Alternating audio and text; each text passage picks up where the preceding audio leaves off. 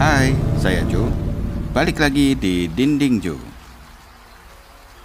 Pada tanggal 6 November 2012 lewat tengah malam, ada dua wanita muda yang sedang berjalan di Macapagal Boulevard di Pasay City, Filipina. Salah satu dari mereka terlihat mengenakan legging biru dan tank top. Dia terlihat sangat gembira karena telah diterima bekerja di sebuah agensi modeling yang cukup terkenal. Rupanya mereka berdua ini baru saja selesai menonton film. Akan tetapi, kesenangan itu tiba-tiba berubah dengan cepat ketika sebuah kendaraan hitam berhenti di sebelah mereka.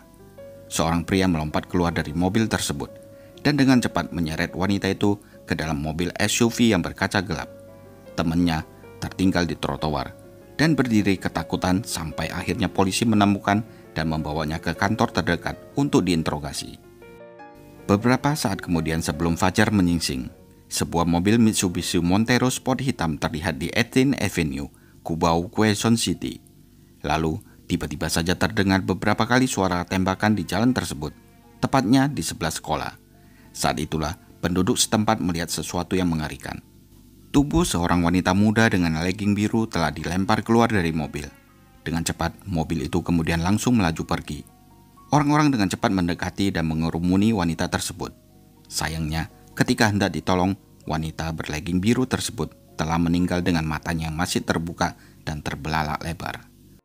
Dia tergeletak di samping selokan sambil memegang kantong plastik di tangannya. Tubuhnya dipenuhi dengan luka tembak. Untungnya, ada beberapa warga sekitar yang sempat memperhatikan plat nomor mobil tersebut, TWO 505, dan mereka pun segera melaporkan kejadian tersebut ke polisi. Sehari setelah kejadian itu, korban diketahui bernama Julie N. Rodelas. Polisi kemudian memanggil keluarganya untuk mengidentifikasinya di kamar mayat. Julie N. Rodelas yang baru berusia 20 tahun ini telah diculik oleh pria tak dikenal, dibunuh, dan ditinggalkan di jalan.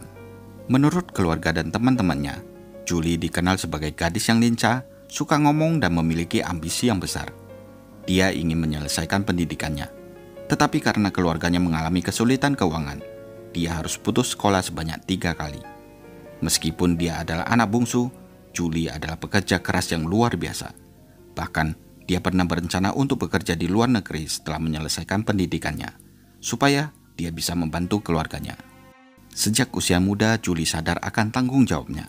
Selain kuliah, dia juga bekerja paruh waktu sebagai model dan pengisi acara di TV talent show untuk channel ABS-CBN. Dari sini, orang-orang bisa melihat betapa besarnya tekad dia untuk melakukan apapun demi kebahagiaan keluarganya. Sementara itu, di bagian lain kota Manila, pencarian atas hilangnya Julie sedang berlangsung. Rupanya ibunya Julie yang bernama Los Rodelas sangat mengkhawatirkan putrinya yang belum kembali ke rumah. Padahal sebelum pergi, Julie memberitahu ibunya kalau dia akan pergi kuliah dan kemudian bertemu dengan temannya bernama Althea Altamirano untuk membicarakan rincian pekerjaan mereka di televisi. Walaupun sebenarnya perasaan Luz tidak enak, Luz tetap membiarkan putrinya pergi karena toh Julie pergi bersama teman dekatnya. Sebagai informasi, Julie berteman dengan Althea dari SMA, dan sejak saat itu dia sangat mengagumi Althea. Hubungan mereka berdua bertambah akrab setelah Julie memulai karir modelingnya. Pekerjaan itu rupanya telah membantunya mendapatkan uang untuk kuliah, di mana dia bisa mengambil jurusan manajemen hotel dan restoran. Bekerja sebagai model terkadang membuat Julie tidak bisa pulang ke rumahnya yang berada di kota Las Pinas selama beberapa hari. Tapi ibunya tetap merasa tenang karena ada Althea menemani Julie. Kebetulan Althea berusia lebih tua dari Julie. Dia bahkan sering dianggap seperti kakaknya Julie karena keakraban mereka. Althea sendiri adalah seorang model yang terkenal dan sedang naik daun. Dia bahkan pernah terpilih sebagai model terbaik di majalah FHM pada tahun 2010. Melihat itu, Julie pun tertarik dan ingin berkarir seperti Althea. Tanpa banyak pikir, Althea langsung mengajak Julie untuk ikut bergabung dengan agensinya. Selama Julie menjadi model, dia selalu berusaha pulang tepat waktu. Bahkan Alvin Rodelas, kakak laki-lakinya Julie, mengatakan kalau Julie adalah orang yang bertanggung jawab. Jika Julie memberitahu ibunya bahwa dia akan pulang pada jam sekian, maka dia akan benar-benar menepatinya. Sayangnya, Alvin tidak menyangka kalau pada hari Senin malam pada tanggal 5 November 2012, saat Julie pamit dan mengucapkan selamat tinggal kepada dia dan ibunya, itu adalah kali terakhir mereka melihatnya. Ketika jenazah Julie sudah dibawa ke rumah sakit, Alvin ikut mengidentifikasi saudara perempuannya di kamar mayat. Kemudian dia berusaha keras menenangkan ibunya. Luz merasa seolah-olah sebagian dari dirinya ikut mati bersama Julie. Apalagi jika dia mengingat kebaikan putrinya yang rela bekerja keras demi keluarganya. Sebagai seorang ibu, Luz tidak terima Julie diperlakukan sebrutal itu. Dari hasil otopsi, diketahui kalau Julie telah dilecehkan secara seksual. Kemudian, dia ditembak beberapa kali di pelipisnya, pipi kiri, bahu kiri, dan paha kanan. Tubuhnya lalu dibuang ke jalan begitu saja, seolah-olah seperti sampah yang tidak berharga. Polisi awalnya tidak memiliki petunjuk apapun. Tidak ada barang pribadi untuk mengidentifikasi Julie. Satu-satunya petunjuk hanyalah kantong plastik yang digenggam erat di tangannya yang berisi burger keju dan kentang goreng beserta kwitansi dari sebuah restoran cepat saji. Karena kurangnya petunjuk, polisi di Quezon City lalu menanyakan semua kegiatan Julie selama 24 jam terakhir dari keluarganya. Dan di saat itulah nama Althea muncul. Dialah orang terakhir yang bersama Julie di hari naas tersebut. Dan dia jugalah yang melaporkan penculikan Julie ke kantor polisi di Pasay City. Tapi anehnya, sampai 1 hari setelah kejadian, dia tidak mengabari hal tragis itu ke keluarga Julie. Menurut kesaksian Althea, pada tanggal 6 November sekitar jam 12.30 tengah malam, ketika mereka sedang menunggu taksi untuk pergi ke World Trade Center, tiba-tiba mobil SUV muncul dan 2 pria yang berada di dalamnya keluar dan menculik Julie. Karena syok dan ketakutan, Althea tidak sempat mencatat nomor plat mobilnya. Meskipun polisi menanggapi penculikan tersebut dengan cepat, namun mereka kehilangan tersangka karena Althea memberikan deskripsi kendaraan yang salah. Hal ini lalu menimbulkan kecurigaan polisi kalau Althea sengaja memberikan informasi yang keliru pada malam itu. Karena itu, penyelidikan polisi kemudian berubah arah. Mereka lalu mengikuti petunjuk yang berbeda, yaitu tanda terima burger keju yang ditemukan di tangan Julie. Polisi pun lalu pergi ke restoran McDonald di mana nota tanda terima yang berada di tangan Julie menunjukkan pembelian pada pukul 02.33 pagi pada tanggal 6 November 2012. Dari rekaman CCTV, terlihat seorang pria tinggi bertato membeli makanan tersebut. Setelah diidentifikasi, diketahui kalau pria itu adalah pacarnya Althea yang bernama Fernando Cuyambao Jr. Setelah Fernando pergi meninggalkan gerai fast food tersebut, dia lalu mengantarkan Althea pulang ke rumahnya dengan menggunakan mobil Montero Sport warna hitam. Polisi menjadi curiga ketika Althea semakin sulit untuk dihubungi. Mereka kemudian pergi ke rumahnya dan menanyai para tetangga. Untungnya, mereka berhasil menemukan salah satu tetangga yang menyebutkan kalau dia sering melihat mobil Montero berwarna gelap menurunkan Althea. Dan nomor plat mobil itu adalah TWO 505. Nomor yang sama seperti yang dilaporkan oleh saksi. Saat ditelusuri kepemilikan mobil tersebut, ternyata mobil itu miliknya ibunya Fernando. Selama berhari-hari setelahnya, beberapa polisi ditugaskan untuk mengintai rumah keluarga Fernando. Pada hari ketiga, polisi melihat mobil Montero keluar dari rumah itu.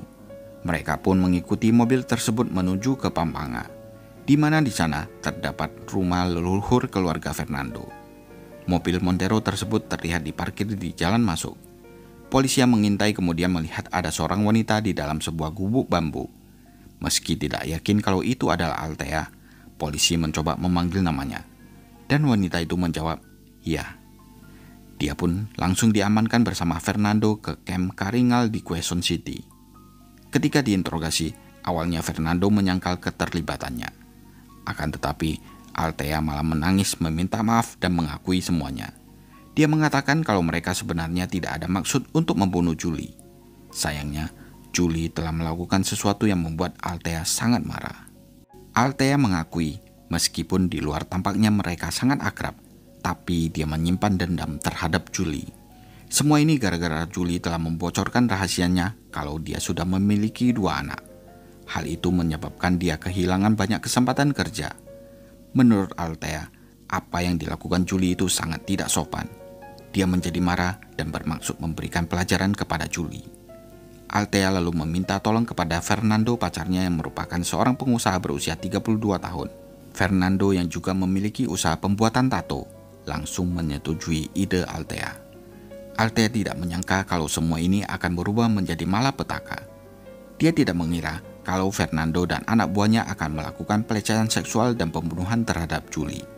Padahal Fernando meyakinkannya kalau semuanya akan berjalan lancar dan aman. Fernando yang kebetulan memiliki koneksi dengan banyak preman langsung menyusun niat jahat mereka. Dia bermaksud untuk membuat Julie menjadi cacat. Tapi saat menculik Julie, Althea malah melaporkan kejadian itu ke polisi. Padahal rencananya Althea seharusnya diam dan berpura-pura tidak tahu apa-apa.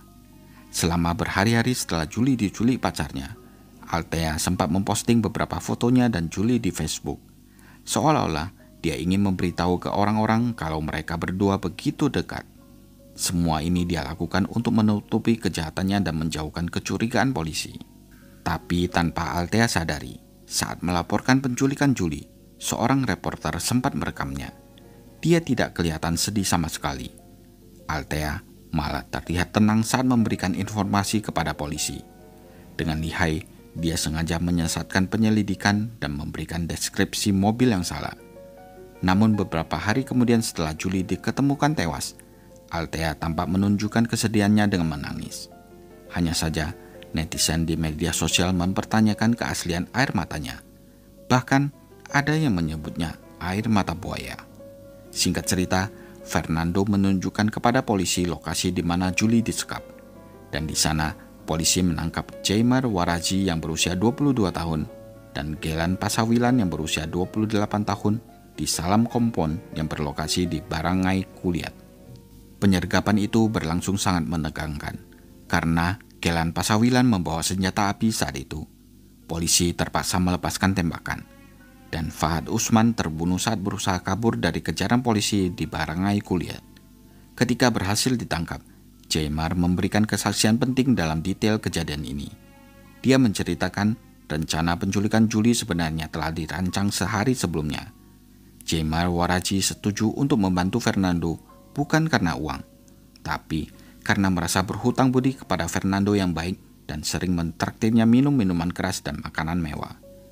Polisi juga menemukan rekaman ketiga pria tersebut sedang makan di sebuah restoran sekitar pukul 9 malam, hanya beberapa jam sebelum Julie diculik. Setelah makan, mereka kembali ke mobil yang dikemudikan oleh Fernando. Di saat itulah, Althea rupanya mengirim pesan ke Fernando dan memberitahunya kalau film sudah berakhir. Ketika dia dan Julie sedang menunggu taksi, Althea juga membohongi Julie dengan mengatakan kalau mereka akan bertemu dengan manajernya untuk membicarakan proyek modeling mereka yang baru. Setelah Fernando dan teman-temannya mendapatkan informasi dari Althea, mereka langsung meluncur ke sana. Tanpa pikir panjang, mereka langsung menangkap dan memaksa Julie masuk ke dalam mobil tersebut. Sepanjang perjalanan, Julie ditutup matanya supaya tidak mengenali para penculiknya. Akan tetapi, tanpa sengaja, Jaimar Waraji memanggil Fernando dengan sebutan J. Julie yang mengenali nama panggilan itu langsung tahu dan memohon kepada Fernando untuk dibebaskan. Dia juga meminta maaf atas rumor Althea yang telah dia sebarkan. Fernando tidak memperdulikan permohonan Julie. Dia sangat marah karena identitasnya telah diketahui. Setelah mereka sampai di gudang, Julie dibawa masuk ke dalam sebuah ruangan. Dan Talib lalu menyuruh Jaimar Waraji untuk berjaga di luar. Di saat yang sama, Althea menelpon Fernando untuk memberitahu bahwa dia berada di kantor polisi Pasay City dan menyuruhnya untuk kabur. Sementara itu, Jaimar mendengar suara tangisan Julie dari dalam ruangan karena telah dilecehkan secara seksual oleh Talib. Jaimar Waraji kemudian tidur siang di kamar lainnya. Akan tetapi, dia dibangunkan oleh seorang penjaga yang memberitahunya bahwa Aldos telah tiba. Rupanya Talib mengirim SMS dan memberitahu Aldos kalau ada seorang gadis cantik di tempat persembunyian mereka. Saat Jaimar membuka kamar di mana Julie disekap, dia melihat Aldos sedang menodongkan pistol kaliber 45-nya di kepala Julie. Jaimar menjadi kesal karena Talib baru saja melecehkan Julie, dan sekarang Aldos bermaksud melakukan hal yang sama. Jaimar lalu mengingatkan mereka kalau Fernando telah mempercayakan mereka untuk menculik Julie dan kekerasan seksual bukanlah bagian dari rencana mereka. Aldos kemudian menenangkan Jaimar supaya dia tidak khawatir. Mereka tidak akan menyakiti Julie, dan lagian Fernando juga tidak akan mempermasalahkan itu. Aldos kemudian melanjutkan niat jahatnya, dan untuk kedua kalinya di malam itu Julie kembali dilecehkan. Beberapa saat kemudian, Fernando datang dengan membawa tas McDonald berisi burger keju yang dia beli saat menjemput Althea dari kantor polisi. Dia lalu menyerahkan tas itu kepada Jaymar. Kebetulan saat itu, Jaymar ingin memeriksa keadaan Julie. Dia menggunakan makanan itu sebagai alasan untuk memasuki kamar. Jaymar memberitahu Aldous kalau Fernando ada di luar dan dia ditugaskan untuk memberi makan Julie. Aldous menanggapi dengan acuh tak acuh. Lagian, dia juga sudah selesai melampiaskan nafsunya kepada Julie. Aldous kemudian menyuruh Julie untuk makan dan mengatakan kalau Julie akan diantar pulang setelah itu. Julie yang ketakutan tentu saja menolak untuk makan. Dia ingin segera kembali ke rumahnya dan kembali memohon untuk dilepaskan.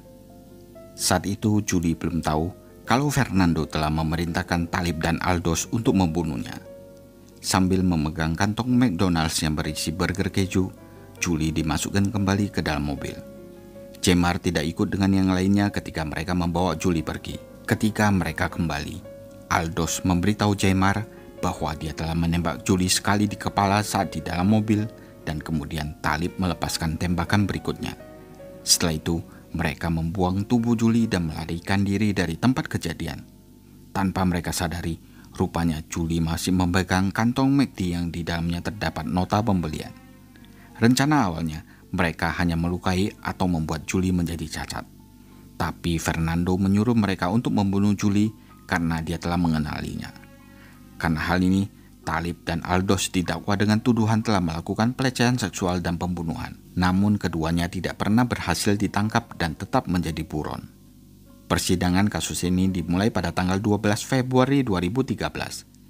Kelan Pasawilan akhirnya dibebaskan dari keterlibatan pembunuhan Julie. Akan tetapi, dia menghadapi dakwaan atas kepemilikan senjata api ilegal. Tragisnya, dia ditembak mati di dalam rumahnya pada bulan Juni 2013. Dan istrinya menolak penyelidikan polisi atas kematian suaminya. Sedangkan Jaymar Waraji bekerja sama sebagai saksi. Dia juga membantu polisi membuat sketsa dari dua tersangka lainnya. Jaymar juga tidak ada di TKP pada saat pembunuhan tersebut terjadi. Di sisi lain, Fernando dan Althea ditahan di penjara Quezon City sambil menunggu persidangan mereka. Pengacara mereka sempat mencoba menghentikan persidangan dengan alasan bahwa mereka ditangkap secara ilegal. Akan tetapi hakim pengadilan tidak mempercayainya. Pasangan tersebut juga sempat mengajukan banding. Namun pada bulan Maret 2022, keputusan akhir datang dari Mahkamah Agung dan menolak permintaan banding mereka. Selama 10 tahun lebih, persidangan ini masih terus berlanjut. Keluarga Julie dan tim hukum mereka tetap berharap dan percaya bahwa meskipun sistem pengadilan berjalan lambat, akan ada bukti kuat yang memberatkan hukuman Althea dan Fernando. Kasus pembunuhan terhadap Julie ini juga telah menghidupkan kembali seruan dari kelompok anti kekerasan. Mereka menuntut agar diterapkan kembali hukuman mati sebagai pencegahan terhadap kejahatan brutal. Luz, ibunya Julie, dengan tegas menyangkal bahwa putrinya pernah menyebarkan rumor tentang Althea. Julie sangat mengagumi Althea, dan dia juga merasa berhutang budi. Karena berkat Althea lah, dia bisa masuk ke dalam dunia modeling. Bisa jadi, Althea melakukan semua ini karena cemburu dengan Julie yang telah menerima lebih banyak tawaran pekerjaan. Dan andai kata benar Julie yang menyebarkan rumor itu, tidak sepantasnya dia harus kehilangan nyawanya karena hal tersebut. Luz mengungkapkan kemarahan dan kesedihannya. Dia berharap Althea akan mendapatkan nasib buruk dan hukumannya di penjara. Nah, gimana menurut kalian? Tulis di kolom komentar ya. Si J.R. Kiambao, nobyo ni Althea Altamirano. Ilang saksi naman na nakakita sa control number na 505. Kinamaneho ni Kiambao na nakarehistro umano sa nanay niya. Si Althea, itinuring na suspect na hindi magbigay ng pahayag sa pulisya. May dumating pong mga pulis. Ang sabi po sa akin ng boyfriend ko, tumakbo daw ako, sumakay akong taxi. Huwag ko daw pong ipapablat. Ng mga suspect, hiniling ni na Altamirano at Kiambao na hindi ipakita ang kanilang mga muka. Kanya-kanya silang paliwanag.